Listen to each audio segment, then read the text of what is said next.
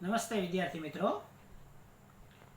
ધોરણ 10 સામાજિક વિજ્ઞાન પાઠ 1ની ચર્ચા આપણે આગળ કરીએ છીએ અને ભારતની ભાતીગળ સંસ્કૃતિની આગવી વિશેષતા એટલે ભારતના મેળાઓ.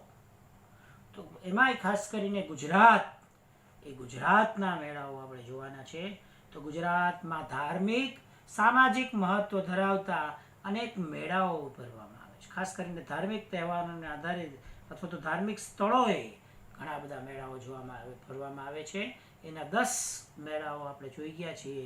ઝડપથી પુનરાવર્તન કરી અને આપણે આગળ વધીએ તો મોઢેરા ખાતે શ્રાવણ વદ અમાસના દિવસે મોઢેરાનો મેળો, બહુચરાજી ખાતે ચૈત્ર સુદ પૂનમ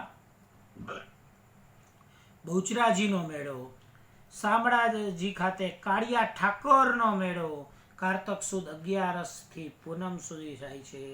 ત્યાર પછી ભાદરવી પૂનમનો મેળો અંબાજી ખાતે ભાદરવા સુદ પૂનમના દિવસે થાય છે. અને ભવનાથનો મેળો ગિરનાર જુનાગઢ ખાતે મહાવદ નોમથી 12 થાય છે. ત્યાર પછી તરણેતરનો મેળો સુરેન્દ્રનગર જિલ્લાના તરણેતર ખાતે ભાદરવા સુદ ચોથ થી છઠ દરમિયાન તરણેતરનો એક ભવ્ય મેળો ભરાય છે. નકળંગનો મેળો ભાવનગર ખાતે ભાદરવા વદ અમાસના દિવસે.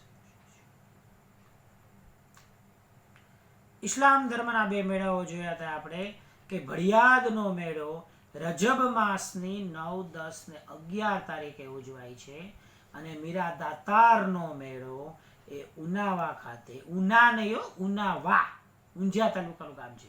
ઉના અહીંયા આપણે દીવ પાસે આવ્યું, ઉનાની વાત નથી થતી, ઉનાવા. તો મીરા દાતારનો મેળો એ ઉનાવા ખાતે ઊંઝા તાલુકામાં એ રજબ માસની 16 થી 22 તારીખ દરમિયાન થાય છે. અને છેલ્લે આપણે જોયું હતું કે માધવપુરનો મેળો એ પોરબંદર માધવપુર ખાતે ચૈત્ર સુદ 9 થી 13 દરમિયાન થાય છે. ત્યાર પછી હવે આપણે આગળ જોવાનું છે કે કારતક સુદ પૂનમના દિવસે તમે જુઓ તો વઠાનો મેળો થાય છે અમદાવાદ નજીક ધોળકા ખાતે.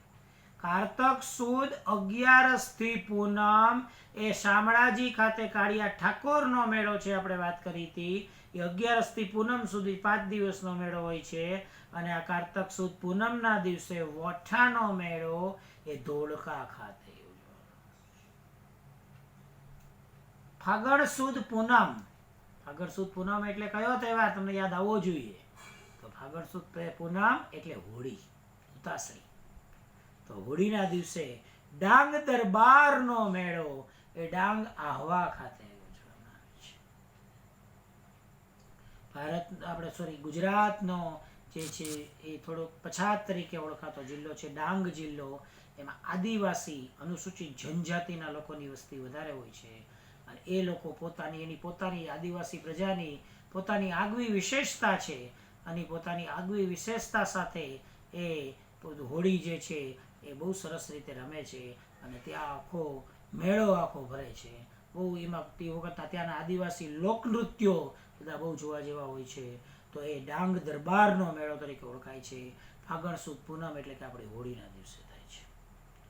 ત્યાર પછી હોળી જે છે એ બાજુ બધે જ આમ આવા અને ઓલી બાજુ ઉત્તર ગુજરાત, રાજસ્થાન, ઉત્તર પ્રદેશ હોળી જે છે એ યુપીનો, આમ ખાસ કરીને ઉત્તર ભારતનો તહેવાર છે.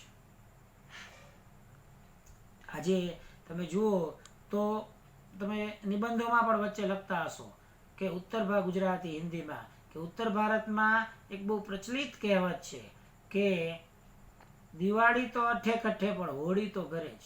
તો એક પણ યુપીના લોકો અત્યારે ગમે ત્યાં કામ કરતા હોય તો હોળી કરવા તો પોતાના વતનમાં જ જાય. તો એ રીતે આપણા ગુજરાતના પણ રાજસ્થાનની બોર્ડર ઉપરના જે જિલ્લાઓ છે, ઉત્તર ગુજરાતના અમુક પ્રદેશો છે અને ત્યાં અને અમુક દક્ષિણ ગુજરાતના કેટલાક ડાંગ આવ્યું, બાકી મોટે ભાગે ઉત્તર ગુજરાતના જે જિલ્લાઓ છે ત્યાં હોળીમાં બહુ ભયંકર મોટા ભયાનક ઉત્સવ, ભયંકર ન કહેવાય શબ્દ સોરી, પણ બધા ભવ્ય મેળાઓ અને ઉત્સવો ત્યાં ઉજવવામાં આવે છે. તો એવો આપણે એક વાત કરી ડાંગ દરબારનો મેળો ડાંગ આહવા ખાતે ફાગણ સુદ પૂનમના દિવસે ઉજવાય છે. ત્યાર પછી ગરબાડાનો મેળો દાહોદ ખાતે ગરબાડાનો મેળો છે. બહુ કંઈક પ્રાચીન જે છે એ પરંપરા જાળવી રાખે છે અને એ મેળાનું નામ જ છે ગોળ ગધેડાનો મેળો. તો ગરબાડા ખાતે ગોળ ગધેડાનો મેળો એ હોળી પછીના 5મા કે 7મા દિવસે ઉજવાય છે.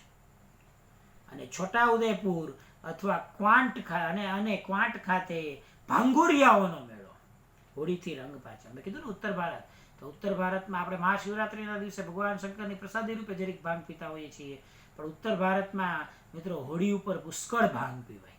સાચી છે, નશાકારક હોય છે. તો એ અહીંયા પણ આપણે ત્યાં પણ આમ જો કે પ્રતિબંધ હોય છે, પણ તોય તહેવાર ઉત્સવના નિમિત્તે થોડુંક લોકો પોતાની રીતે આવું બધું કેટલીક વખત નશો પણ કરી લેતા હોય છે. તો એ ઉત્તર ગુજરાતમાં પરંપરા પ્રમાણે ભલે તમે નશો ભાંગ લીધી હોય કે ન લીધી હોય, પણ એ કહેવાય છે ભાંગુરિયાનો મેળો. એ છોટાઉદેપુર અને ક્વાંટ ખાતે ભાંગુરિયાનો મેળો હોળીથી છેક રંગ પાંચમ એટલે કે પછી 5 દિવસ સુધી ચાલે છે. તો હોળીને લગતા 3 મેળાઓ આપણે વાત કરી મિત્રો. એ પહેલા મેં એક વાત કરી હતી કારતક સુદ પૂનમની વોઠાનો મેળો ધોળકા ખાતે. ત્યાર પછી 3 મેળા હોળીને લગતા આપણે જોયા. કયા જોયા? હોળીના દિવસે જ એટલે કે ફાગણ સુદ પૂનમના દિવસે આહવા ડાંગ ખાતે ડાંગ દરબારનો મેળો. ત્યાર પછી હોળીના 5મા કે 7મા દિવસે દાહોદ નજીક ગરબાડા ખાતે ગોળ ગધેડાનો મેળો. અને હોળીથી રંગ પાંચમ સુધી છોટાઉદેપુર અને ક્વાંટ ખાતે એ ભાંગુરિયાનો મેળો ઉજવાય છે. અને કાર્તિક સુદ પૂનમના દિવસે, કાર્તિકી પૂનમના દિવસે સોમનાથ ગીર, એટલે આમ ગીર સોમનાથ જિલ્લો છે, તો એ ગીર સોમનાથ જિલ્લામાં સોમનાથ ભગવાન શંકરનું જે પ્રવાસ પાટણ શંકરનું મંદિર છે, દ્વાદશ જ્યોતિર્લિંગ, ત્યાં કારતક સુદ પૂનમના દિવસે કાર્તિકી પૂર્ણિમાનો એક ભવ્ય મેળો ઉજવાય છે. કારતક સુદ 11 પૂનમ એ આપણે વાત કરી હતી શામળાજીનો કાળિયા ઠાકરનો મેળો. કારતક સુદ પૂનમનો આજે જ આપણે વાત કરી વઠાનો મેળો. અને કારતક સુદ પૂનમનો જ કાર્તિકી પૂર્ણિમાનો સોમનાથ એટલે કે ગીરનો. તો આવું પણ પૂછે કે કયા ખાસ કરીને કઈ તિથિના દિવસે એક સાથે 3 મેળાઓ 3 સ્થળોએ, ગુજરાતના જુદા જુદા 3 સ્થળોએ મેળાઓ ભરવામાં આવે છે. તો કાર્તિકી પૂર્ણિમા એક એવો દિવસ છે કે ગુજરાતના જુદા જુદા 3 જગ્યાએ મેળાઓ ભરવામાં આવે છે. તો આ આપણે 15 મેળાઓની વાત થઈ. આજના 5 મેળાની ફરી વખત આપણે રિપીટ કરીએ તો વોઠાનો મેળો અમદાવાદ નજીક ધોળકા ખાતે વોઠા જે છે એનો મેળો ભરવામાં આવે છે. અને એ કારતક સુદ પૂનમનો મેળો હોય છે. કારતક સુદ પૂનમના દિવસે સોમનાથ ખાતે કાર્તિકી પૂર્ણિમાનો મેળો હોય છે. તો આજે 2 આપણે કાર્તિકી પૂર્ણિમાના મેળા જોયા. તો એ કાર્તિકી પૂર્ણિમાના દિવસે એક તો વઠાનો મેળો અને બીજો સોમનાથનો મેળો હોય છે, કાર્તિકી પૂર્ણિમાનો મેળો. અને ત્યાર પછી હવે આપણે હોળીને લગતા ફાગણ સુદ પૂનમના દિવસના મેળાઓ જોયા. તો ફાગણ સુદ પૂનમનો ડાંગ દરબારનો મેળો ડાંગ આહવા ખાતે, હોળીથી રંગ પાંચમ સુધી છોટાઉદેપુર અને ક્વાંટ ખાતે ભાંગુરિયાનો મેળો. અને હોળીના દિવસે નહીં પણ હોળી પછીના 5મા કે 7મા દિવસે. એની અંદર સાહેબ કાર્તિક પૂનમમાં તમે 3 મેળા કીધા, તો ફાગણ પૂનમના 3 મેળા ન આવે? તો કે નહીં, ફાગણ પૂનમના 2 જ આવશે. એક ડાંગ દરબારનો મેળો અને ભાંગુરિયાનો મેળો. કારણ કે ગરબાડાનો ગોળ ગધેડાનો મેળો એ હોળી પછીના 5મા કે 7મા દિવસે ઉજવવામાં આવે છે. તો આ ગુજરાતના 15 મેળાઓ છે. મેં તમને કીધું એમ કોઈ પણ રીતે ખરા ખોટા વિધાન, આવું ખરા ખોટા વિધાનમાં પણ તમને પૂછી શકે કે ભાદરવા સુદ 14 થી 6 દરમિયાન ભવનાથનો મેળો ભરવામાં આવે છે. વિધાન સાચું છે કે ખોટું છે? તો કે એ વિધાન ખોટું છે, કારણ કે ભાદરવા સુદ 14 થી 6નો મેળો તરણેતર ખાતે ઉજવવામાં આવે છે. ફાગણ સુદ પૂનમના દિવસે સોમનાથ ખાતે ભવ્ય મેળો ભરવામાં આવે છે. તો ખોટી વાત છે, સોમનાથ ખાતે કારતક સુદ પૂનમના દિવસે ભરવામાં આવે છે. તો આવી રીતે ખાલી જગ્યા, ખરા ખોટા વિધાનો, યોગ્ય જોડકા અથવા તો કંઈક પ્રવાસને લગતા પ્રશ્નોને લગતો MCQ. તો આવો કોઈ પણ હું માનું ત્યાં સુધી દર વખતે થોડોક ભાર આપું છું. હું થોડોક તમને એમ થતું હશે કે છેલ્લા 2 લેક્ચર ત્યાં સર એકલા મેળાની જ વાતો કર્યા કરે છે. બહુ મેળામાં ફેર્યા. એક બાજુથી લોકડાઉનમાં ઘરની બહાર નીકળવા દેતા નથી, સાહેબ મેળાની માંડે છે. પણ આપણે અહીંયા બેઠા બેઠા ઘરે બેઠા મોબાઈલ જોતા જોતા લેક્ચર જોતા જોતા આખા ગુજરાતની સફર પૂરી કરશું આપણે, ગુજરાતની સંસ્કૃતિ માણશું આપણે, અને જુદા જુદા પ્રદેશના જુદા જુદા આખા વર્ષના જુદા જુદા તહેવારોની ઉજવણી કરશું આપણે. ટેક્સ્ટ બુકમાં આ મુદ્દો એસએસસી બોર્ડની પરીક્ષાની દૃષ્ટિએ ખૂબ મહત્વનો છે, અને ધ્યાન રાખીને સમજીએ નહીં તો થોડોક પાકો કરવો અઘરો પડે એવો છે. એટલે મિત્રો હું સમય થોડોક વધારે ફાળવું છું આની પાછળ. અને હવે છેલ્લે ફરીવાર એક વખત તમે બધા મારી સાથે સાથે અત્યારે જ આ લેક્ચર જોતા જ મનમાં બોલતા જશો, તો એવી આશા રાખું છું. તો આપણે પહેલો જોશું મોઢેરાનો મેળો. મોઢેરા ખાતે શ્રાવણ વદ અમાસના દિવસે બહુચરાજીનો મેળો ચૈત્ર સુદ પૂનમના દિવસે. તમને આને ઘણાને કંટાળો આવશે, ઘણાને હસવું આવશે, પણ જ્યારે બોર્ડમાં પૂછાશે ને તમને આવડશે ત્યારે બહુ સારું લાગશે. એ હું તમને ચોખ્ખું કહી દઉં છું. શામળાજીનો કાળિયા ઠાકોરનો મેળો એ કારતક સુદ 11 પૂનમનો હોય છે. ભાદરવી પૂનમનો મેળો ભાદરવા સુદ પૂનમના દિવસે અંબાજીમાં, અને ભવનાથનો મેળો ગિરનાર જુનાગઢ ખાતે મહાવદ નોમથી 12. તરણેતરનો મેળો સુરેન્દ્રનગર જિલ્લાના તરણેતર ખાતે ભાદરવા સુદ 14 થી 6 નો હોય છે. ભડિયાદનો મેળો રજબ માસની 9, 10, 11 તારીખ અમદાવાદ નજીક ભડિયાદ ખાતે. મીરા દાતારનો મેળો ઉનાવા ઊંઝા ખાતે રજબ માસની 16 થી 22 તારીખ દરમિયાન હોય છે. નકળંકનો મેળો ભાવનગર ખાતે ભાદરવા વદ અમાસના દિવસે. અને માધવપુરનો મેળો માધવપુર પોરબંદર ખાતે ચૈત્ર સુદ નોમથી 13. ત્યાર પછી વઠાનો મેળો એ ધોળકા પાસે કારતક સુદ પૂનમ. સોમનાથનો કાર્તિકી પૂર્ણિમાનો મેળો સોમનાથ ખાતે કારતક સુદ પૂનમ. ડાંગ દરબારનો મેળો આહવા ડાંગ ખાતે ફાગણ સુદ પૂનમ. ભાંગુરિયાનો મેળો છોટાઉદેપુર અને ક્વાંટ ખાતે એ ફાગણ સુદ હોળીથી રંગ પાંચમ સુધી, એટલે કે ફાગણ સુદ પૂનમથી ફાગણ વદ પાંચમ સુધી. અને ગોળ ગધેડાનો મેળો ગરબાડા ખાતે ગોળ ગધેડાનો મેળો એ દાહોદ નજીક ગરબાડા ગામ આવ્યું, અને હોળી પછીના 5મા કે 7મા દિવસે ગરબાડાનો ગોળ ગધેડાનો મેળો ઉજવવામાં આવે છે. બહુ જૂની ટેક્સ્ટ બુક કદાચ તમારી પાસે હોય તો એ સોમનાથનો કાર્તિકી પૂર્ણિમાનો મેળો બાજુમાં ફાગણ સુદ પૂનમ લખાઈ ગયું છે, તો એ ટેક્સ્ટ બુકમાં પ્રિન્ટિંગ મિસ્ટેક છે. આપણે સમજી શકીએ છીએ ફાગણ સુદ પૂનમના દિવસે કાર્તિકી પૂર્ણિમાનો મેળો ન ઉજવાય, ત્યાં કાર્તિક સુદ પૂનમ છે. એ ટેક્સ્ટ બુકમાં જૂની ટેક્સ્ટ બુકમાં પ્રિન્ટિંગ મિસ્ટેક છે. નવી જે આવૃત્તિ હોય એમાં એ સુધારો થઈ ગયો છે. એટલે જો કદાચ તમારી પાસે જૂની ચોપડી હોય તો આ એક ચેક કરી, અને તમને એમ ન થાય કે આ એક બોલવામાં ભૂલ થઈ ગઈ છે, પણ એ ટેક્સ્ટ બુકની ભૂલ છે, પ્રિન્ટિંગ મિસ્ટેક છે, એ સુધારી લેજો.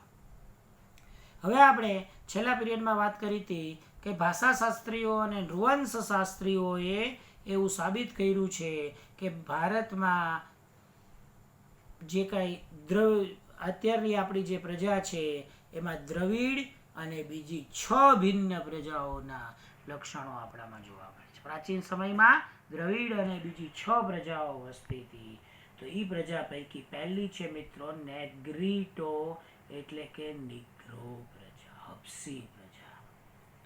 કેટલાક ઇતિહાસકારોના મત પ્રમાણે એ ભારતના પ્રાચીન નિવાસીઓ માનવામાં આવે છે. એક બીજી માન્યતા એવી છે કે એ લોકો મૂળ આફ્રિકાના વતની છે, પણ આફ્રિકાથી બલુચિસ્તાનના રસ્તે થઈને બહાર નેગ્રીટો પ્રજા, નિગ્રો પ્રજા જેને કહે છે હબસી. અમુક હબસી લોકો આપણે જોતા હોઈએ છીએ, તો એ જે ઓરિજિનલ જૂના હબસીઓ છે એની લાક્ષણિકતા તમે જોઈએ તો વર્ણે શ્યામ, એમાં તો કંઈ કહેવાની જરૂર નથી. માથે વાકડિયા વાળ એ તમને બધાને ખબર છે, પણ 4 થી 5 ફૂટ ઊંચા. આ એક ખાસ ધ્યાન રાખવાનું છે. વર્ણે શ્યામ, 4 થી 5 ફૂટ ઊંચા અને માથે વાકડિયા વાળ. તો મિત્રો અહીંયા વર્ણે શ્યામ અને માથે વાકડિયા વાળ એટલી વાત કરીએ એટલે તરત તમને વેસ્ટ ઇન્ડિઝની પ્રજા માથામાં યાદ આવે, હબસી પ્રજા હોય એટલે. પણ મિત્રો એ તમે 11 સાયન્સમાં જનીનમાં ભણશો કે એ અમેરિકાની પ્રજા સાથેના સંકરણ દરમિયાન એ જનીનમાં એમના જીન્સમાં જે કાંઈ ફેરફારો થયા, અને એને લીધે અત્યારે તમે જુઓ તો વેસ્ટ ઇન્ડિઝના ક્રિકેટરો ભલે વર્ણે શ્યામ હોય છે, ઘણાના માથે વાકડિયા વાળ પણ હોય છે, પણ ઊંચાઈ 6 ફૂટથી કે તેથી વધારે હોય છે. પણ મૂળ જે ભારતની પ્રાચીન પ્રજા હતી, નેગ્રીટો, હબ્સી પ્રજા, નિગ્રો પ્રજા જે ભારતમાં વસતી હતી, એનું લક્ષણ હજી ફરીવાર એક યાદ રાખજો. શું છે? વર્ણે શ્યામ, 4 થી 5 ફૂટ ઊંચા અને માથે વાંકડિયા વાળ. તો નેગ્રીટો પ્રજાની વિશેષતા જણાવો. 2 માર્કનો સવાલ. શું લખશો મિત્રો તમે નેગ્રીટો પ્રજા વિશે? તો કે નેગ્રીટો પ્રજાને નિગ્રો પ્રજા અથવા તો હબ્સી પ્રજા તરીકે પણ ઓળખવામાં આવે છે. તેઓ ભારતના પ્રાચીન નિવાસીઓ છે. કેટલાક ઇતિહાસકારોના મત પ્રમાણે તેઓ આફ્રિકાથી બલુચિસ્તાનના રસ્તે થઈને ભારત આવ્યા હતા. તેઓ વર્ણે શ્યામ, 4 થી 5 ફૂટ ઊંચા અને માથે વાંકડિયા વાળ જેવી શારીરિક વિશેષતા ધરાવતા હતા. બહુ વર્ષો પહેલા બોર્ડમાં એક પ્રશ્ન પૂછાઈ ગયો. વર્ણે શ્યામ, માથે વાંકડિયા વાળ અને 4 થી 5 ફૂટ ઊંચા એ કઈ પ્રજાની શારીરિક લાક્ષણિકતા દર્શાવે છે? 4 વિકલ્પ આપ્યા હતા, તો એમાં તમારે સિલેક્ટ કરવાનો આવે નેગ્રીટો પ્રજા, હબ્સી પ્રજા. છેલ્લી વાર, નેગ્રીટો અથવા હબ્સી પ્રજા એ ભારતના પ્રાચીન નિવાસીઓ છે. કેટલાક ઇતિહાસકારોના મત પ્રમાણે એ આફ્રિકાથી બલુચિસ્તાનના રસ્તે થઈને ભારત આવ્યા હતા અને એ વર્ણે શ્યામ, માથે વાંકડિયા વાળ અને 4 થી 5 ફૂટ ઊંચા આવી વિશેષતાઓ ધરાવે છે.